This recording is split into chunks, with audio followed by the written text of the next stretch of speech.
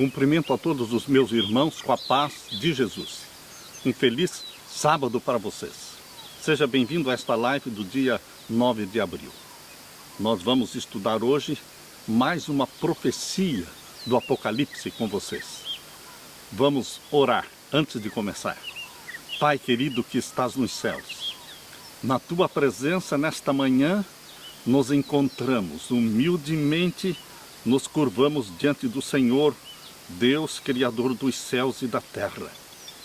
Pedimos que em nome de Jesus, o Senhor derrame o Espírito Santo sobre nós, sobre mim, que vou abrir a tua palavra neste momento, que fale o Espírito Santo, ungindo minha boca, controlando meus pensamentos, e derrama também o teu Espírito sobre os meus irmãos que estão assistindo, para que eles também entendam a razão sagrada e santa por que fomos criados e colocados aqui nesta terra.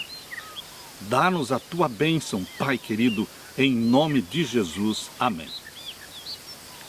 Queridos, o tema que Deus colocou na nossa mente para hoje tem o título de Por que Pai? Esta pergunta eu já fiz dezenas de vezes. Por que Pai? Por que Senhor? Por que isso? Por que aquilo? Quando você está estudando a Bíblia, muitas perguntas surgem na sua mente. É impossível você estudar a Bíblia e não ter perguntas, e não ter dúvidas de vez em quando. Isto é natural. Não é pecado ter dúvida. Pecado é não buscar resposta para as nossas dúvidas. Por isso, queridos, nós quando estudamos aqui Apocalipse capítulo 4, abra sua Bíblia. Apocalipse capítulo 4, versos 1 e 2, já surgem perguntas na nossa mente. Vamos ler Apocalipse 4 e os versos 1 e 2. Depois destas coisas olhei, e eis que estava uma porta aberta no céu. A primeira voz, que como de trombeta ouvira falar comigo, disse: sobe aqui, e mostrar-te-ei as coisas que depois destas devem acontecer. E logo fui arrebatado em espírito, e eis que um trono estava posto no céu, e um assentado sobre o trono. Por que, Senhor? Nós perguntamos. Por que, Pai? Este trono, esta sala, este cenário, um trono cercado por 24 outros tronos. E quando lemos também Apocalipse capítulo 5 e o verso 1, vi na destra, ou seja, na mão direita, daquele que estava sentado sobre o trono, um livro escrito por dentro e por fora, selado com 7 selos.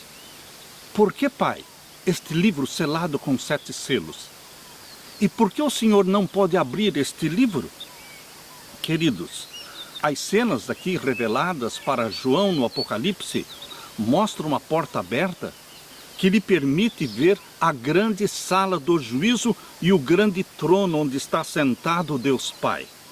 Ao redor deste trono existem 24 outros tronos, onde estão assentados os 24 anciãos comprados da terra. Apocalipse 5, versos 9 a 10. Diante dessas cenas, surgem em nossa mente várias perguntas. Por que, Pai? O Senhor está sentado sobre o trono, o Senhor é o juiz de toda a terra, de todo o universo, mas o Senhor não tem poder para abrir o livro selado com 7 selos? Por que, Pai? O Senhor não tem este poder, esta autoridade para abrir o livro selado com 7 selos? Porque aqui diz, no capítulo 5, verso 1 a 3, e vi na destra do que estava sentado sobre o trono um livro escrito por dentro e por fora, selado com 7 selos. E vi um anjo forte bradando com grande voz: quem é digno de abrir o livro e de desatar os seus selos? E ninguém no céu, nem na terra, nem debaixo da terra, podia abrir o livro nem olhar para ele. Por que, Pai? O Senhor, o Deus Todo-Poderoso, não pode abrir o livro selado com 7 selos. O Senhor é o juiz assentado sobre o trono.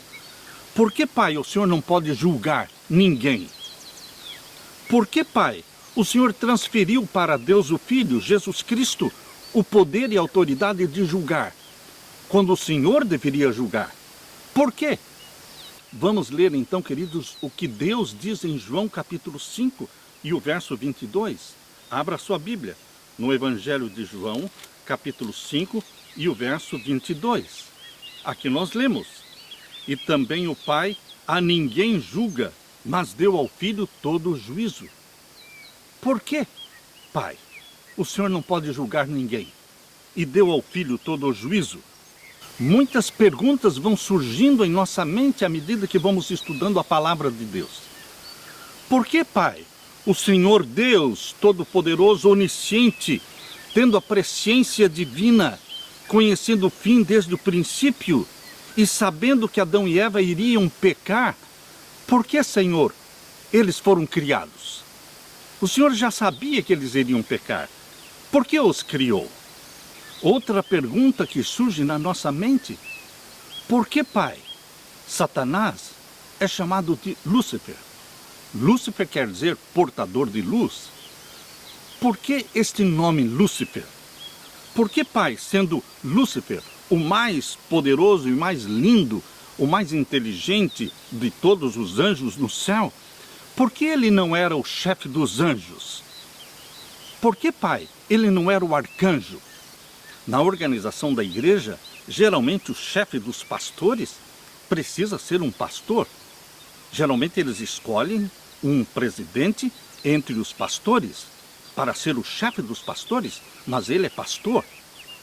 Quando nós escolhemos na igreja um chefe dos anciãos, o primeiro ancião, nós escolhemos dentre os anciãos. O primeiro ancião, que é o chefe dos anciãos, ele também é ancião.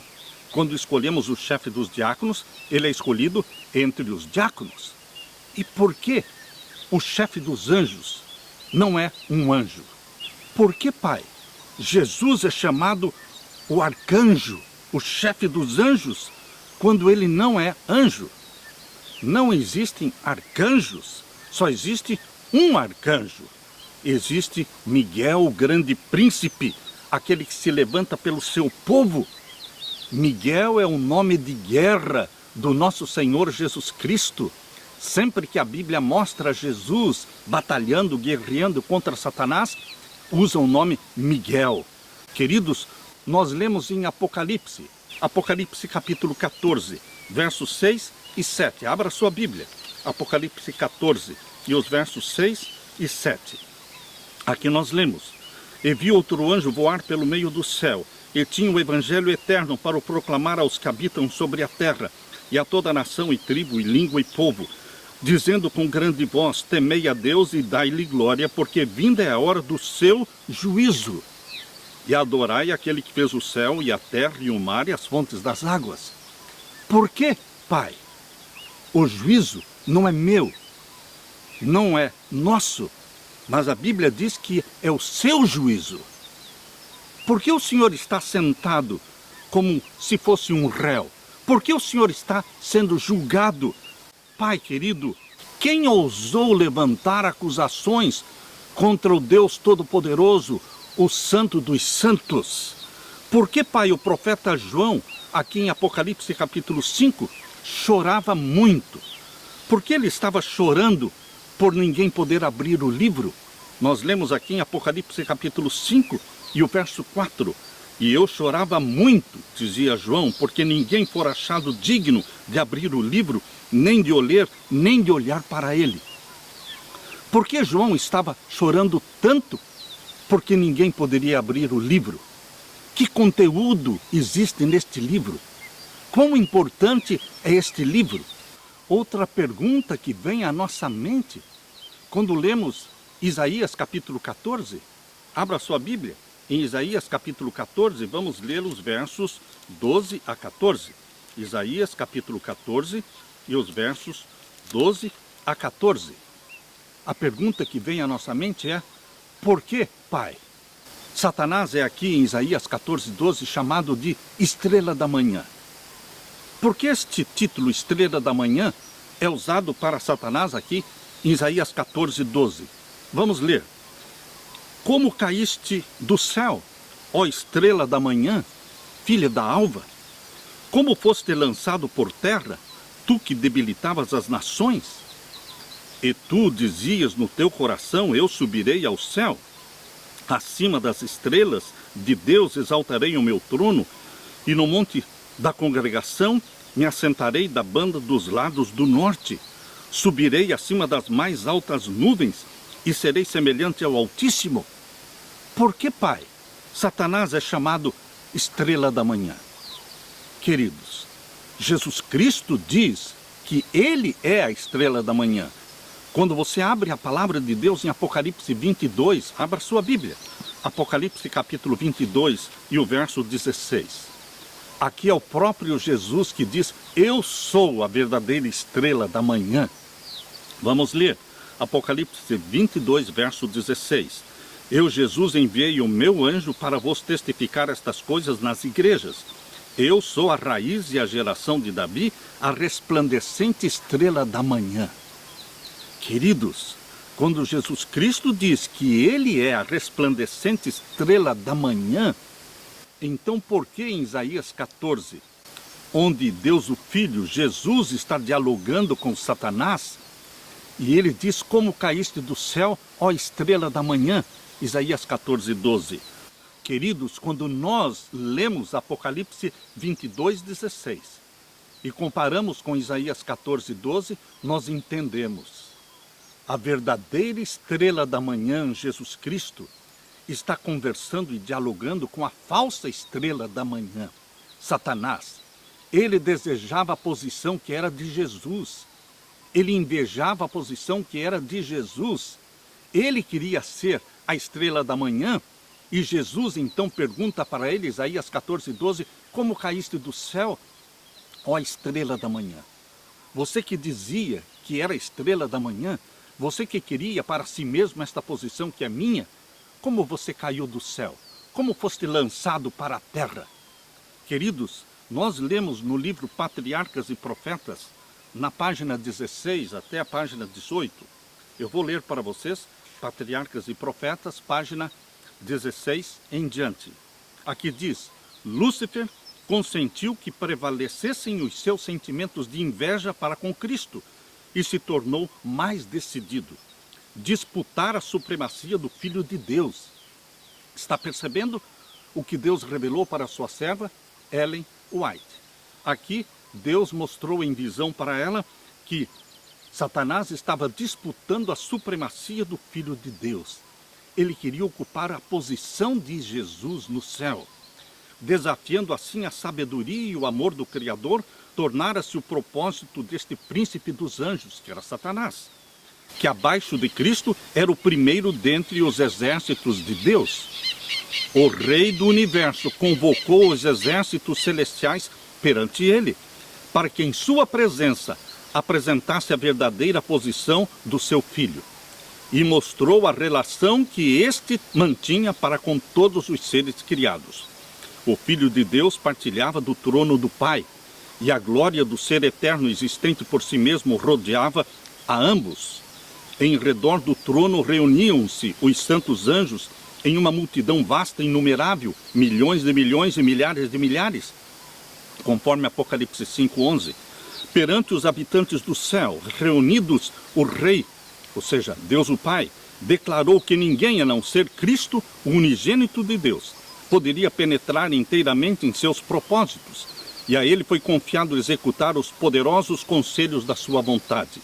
O Filho de Deus executara a vontade do Pai na criação de todos os exércitos do céu. Cristo ia ainda exercer o poder divino na criação da terra e dos seus habitantes.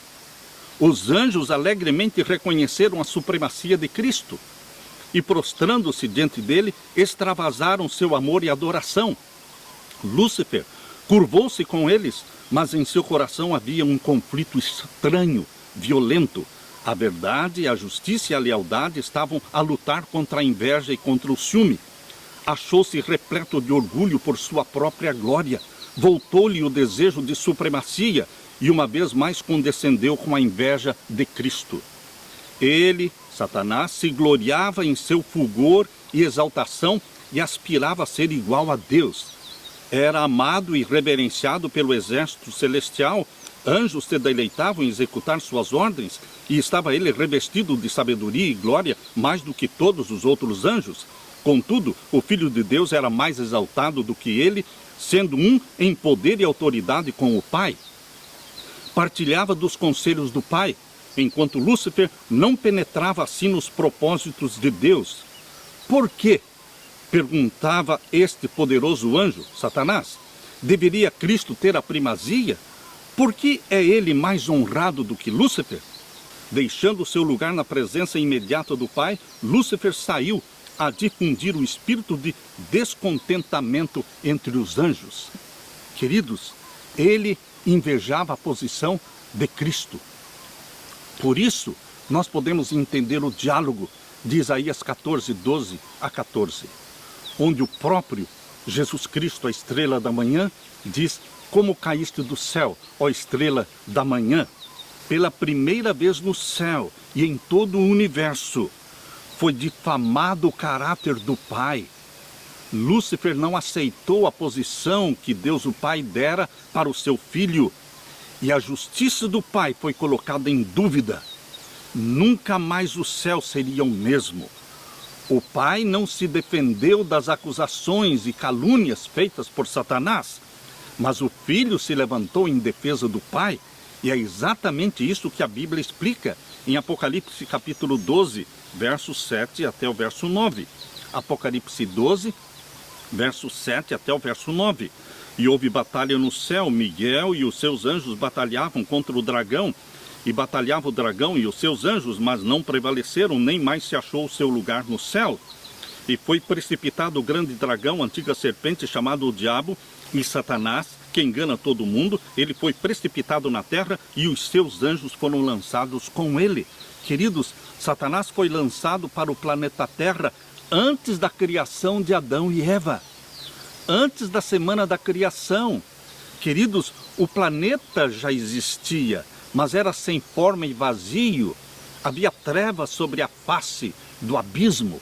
O planeta Terra era um abismo coberto pelas águas, exatamente como está em Gênesis capítulo 1 e o verso 2. Mas, queridos, Satanás foi lançado do céu para o planeta Terra quando ele ainda era um abismo. Por isso, em Isaías capítulo 14, verso 15, diz que ele foi lançado para o abismo. Abismo é uma palavra que descreve o planeta Terra sem forma e vazio. Por isso ele é chamado o anjo do abismo, Apocalipse 9, verso 11. Por isso Satanás é chamado também a besta do abismo, Apocalipse 11, verso 7. Por isso a Bíblia também diz que Satanás, no final dos 1000 anos, vai subir do abismo, Apocalipse 17, verso 8, para ser queimado. Em Isaías lemos que Lúcifer queria se assentar da banda dos lados do norte, Isaías 14, 13. Na palavra de Deus, o lado do norte é o trono de Deus, a habitação de Deus. Ele queria ocupar o lugar de Deus, mas ele foi expulso do céu.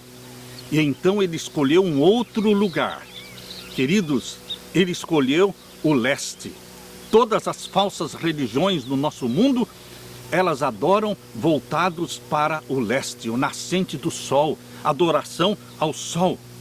Quando Deus criou Adão e Eva, o pecado já existia, e a prova está em Gênesis capítulo 2, verso 9. Aqui está a prova.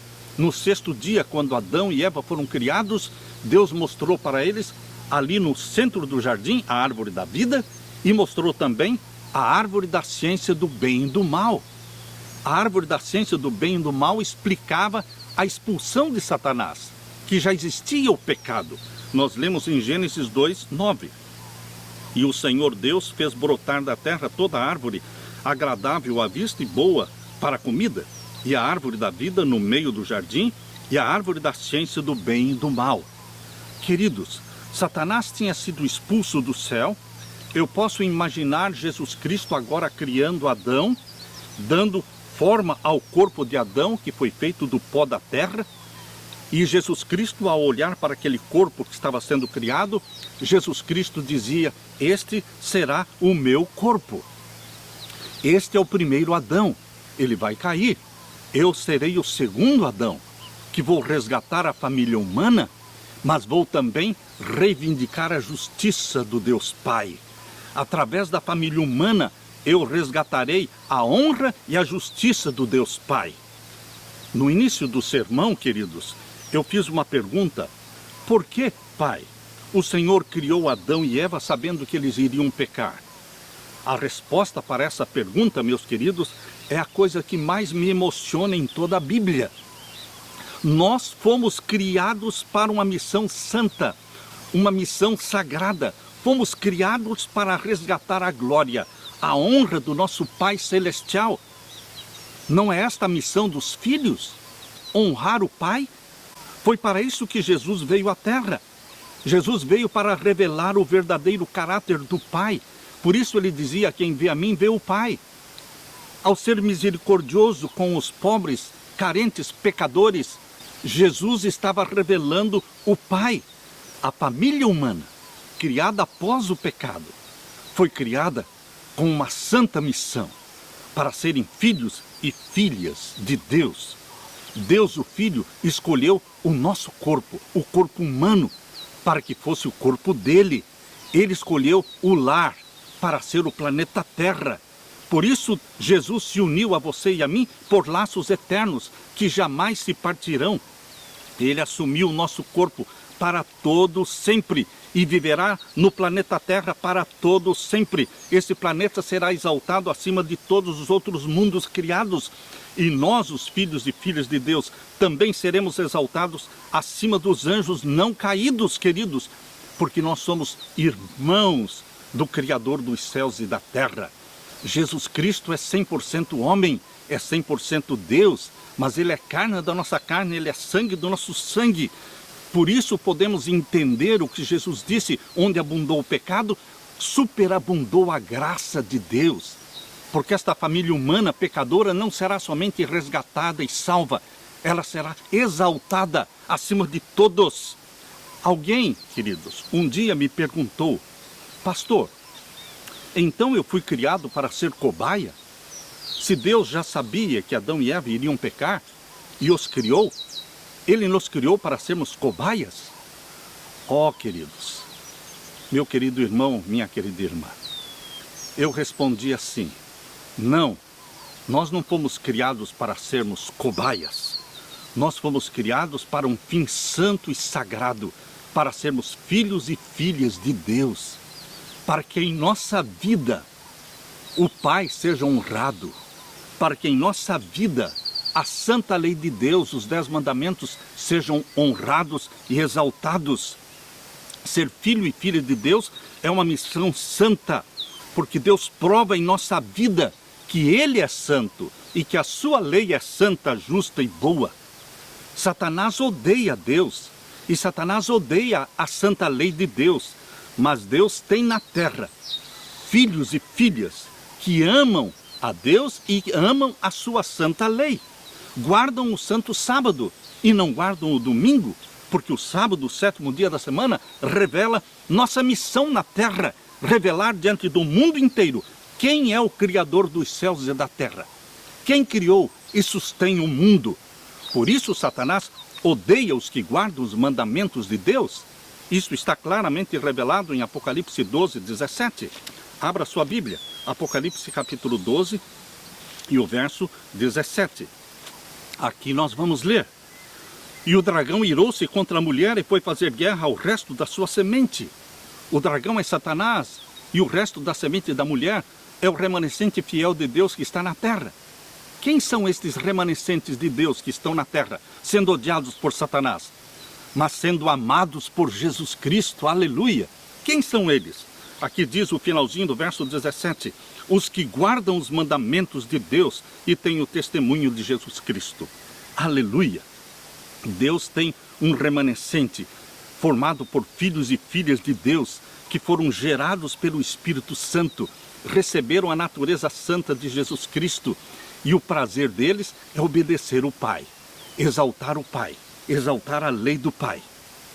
Queridos, a primeira missão de Jesus na terra era morrer por você para ser o Cordeiro de Deus que tira o pecado do mundo. Mas Jesus Cristo, depois de morrer, ele foi sepultado e ressuscitou e subiu ao céu. E ele é intercessor e mediador nosso. E agora a segunda missão de Jesus Cristo é ser juiz no santuário celestial, juiz do juízo celestial. Por isso, aqui em Apocalipse 5, verso 1 a 7, você só pode entender Apocalipse 5 dentro do contexto do juízo. Porque o Pai, tendo sido o primeiro a ser acusado por Satanás no céu, ele não se defendeu, mas o Filho o defendeu. E agora o cenário do juízo celestial é montado no céu, com o trono do Deus Pai, com 24 outros tronos, onde estão 24 anciãos assentados, e agora Jesus Cristo é o único que pode pegar o livro selado com 7 selos da mão do Pai e abrir o livro. Ele é o único. É isso que a Bíblia diz aqui em Apocalipse 5, está explicando. Por que Jesus é o único que pode abrir o livro selado com 7 selos? Porque ele morreu, ressuscitou e subiu ao céu. Ele é o único que pode reivindicar a justiça do Pai. Lemos de novo Apocalipse 5, verso 1 até o verso 7. E vi na destra do que estava sentado sobre o trono um livro escrito por dentro e por fora, selado com 7 selos. Este é o livro do juízo. Ele é aberto na sala do juízo, que é o Santíssimo do Santuário Celestial. E vi um anjo forte bradando com grande voz: quem é digno de abrir o livro e de desatar os seus selos? E ninguém no céu, nem na terra, nem debaixo da terra, podia abrir o livro nem olhar para ele. E eu chorava muito, dizia João, porque ninguém for achado digno de abrir o livro, nem de ler, nem de olhar para ele. E o verso 5, e disse-me um dos anciãos: não chores, eis aqui o leão da tribo de Judá. Os evangelhos mostram Jesus como o Cordeiro de Deus. Era a primeira missão de Jesus Cristo, de morrer como Cordeiro de Deus. Mas agora o Apocalipse 5 mostra Jesus Cristo como o leão da tribo de Judá. Isto mostra a função de Jesus como juiz no santuário celestial. Eis aqui o leão da tribo de Judá, a raiz de Davi, que venceu para abrir o livro e desatar os seus 7 selos. Aleluia! Jesus venceu.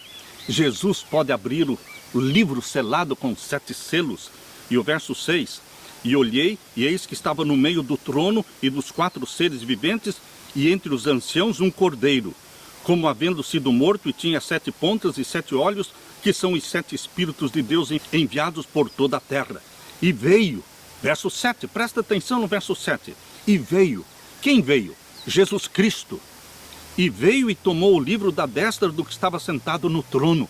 Isto aconteceu em 1844, quando Jesus Cristo entrou no Santíssimo como juiz. Queridos, o processo do juízo celestial anunciado em Daniel 8,14, ele é explicado no Apocalipse 4, 5, 6, 7 e 8.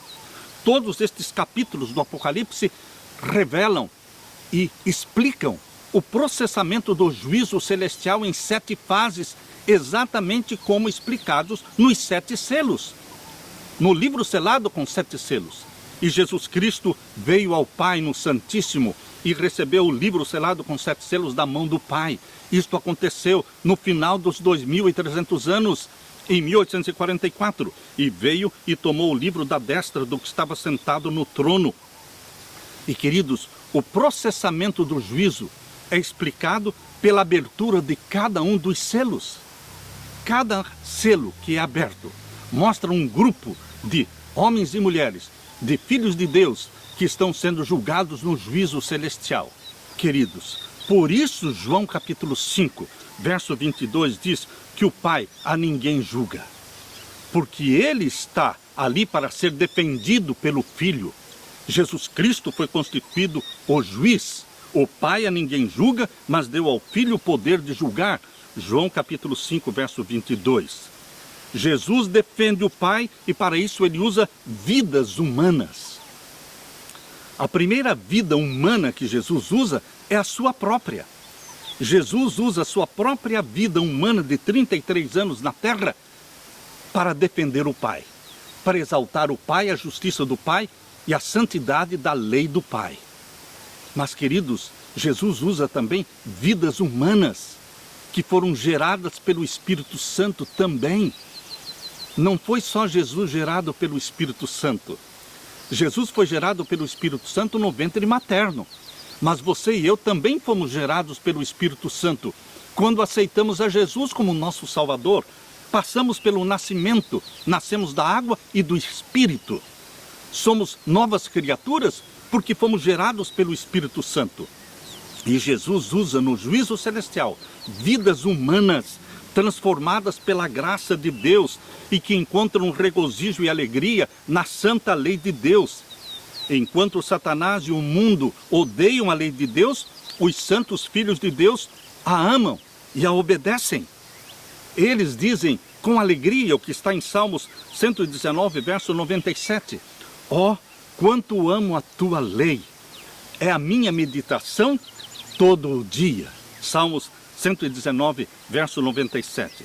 Queridos, Jesus está à procura de filhos e filhas que amem o Pai e que guardem os seus mandamentos. São essas vidas humanas, santificadas, resgatadas, que Jesus Cristo usará no juízo celestial para defender o Pai, para reivindicar a justiça do Pai e calar a boca de Satanás, que diz que a lei de Deus não é boa, não é santa e que ninguém consegue guardar os mandamentos de Deus. Jesus Cristo mostra que ele guardou os mandamentos de Deus. Ele mostra também que Jó guardou os mandamentos de Deus, Daniel guardou os mandamentos de Deus. Você, meu querido irmão, e eu, nós estamos guardando os mandamentos de Deus pelo poder de Jesus Cristo que em nós habita. A glória é dele. Deus tem sim na terra um grupo de filhos e filhas sinceros, os remanescentes, vidas como a de Jó, vidas como a de José, como a de Moisés, como a de João Batista, vidas como a sua e a minha. Nós estamos aqui para glorificar o nosso Pai, mostrar ao mundo que a lei de Deus é santa, justa e boa, que os mandamentos de Deus não são pesados. 1 João capítulo 5, verso 3, diz que nós amamos a lei de Deus e os mandamentos de Deus não são pesados. Queridos, quantos de vocês estão felizes pelo privilégio, pela honra de ser filho e filha de Deus, gerados pelo Espírito Santo, para mostrar diante do mundo e do universo que Deus é justo, santo e bom. E a sua lei, odiada por Satanás, é santa, justa e boa. Quantos querem se regozijar neste santo propósito, nesta missão sagrada de filho e de filha de Deus na terra? Quantos querem dizer como Jesus Cristo: obrigado, Senhor, pelo privilégio de ser teu filho, tua filha. Obrigado pela salvação em Jesus Cristo. Obrigado pelo Espírito Santo que escreveu em nosso coração a tua santa lei. Em nome de Jesus Cristo, nós podemos dizer: ó Pai, a minha comida e a minha bebida é fazer a vontade daquele que me enviou. Deus nos enviou. Eu vos envio ao mundo. Nós estamos no mundo representando o nosso Pai. Que todos vejam Jesus em você, meu querido irmão, minha querida irmã. Que você seja revestido do poder do Espírito Santo. E que Jesus seja exaltado na tua vida.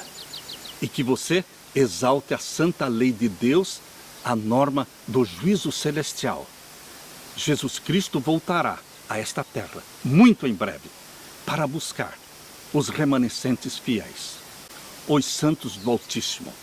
A minha oração, meu querido irmão, é que o Espírito Santo seja derramado sobre você e que nos regozijemos na posição sagrada de filhos e filhas do Pai Celeste.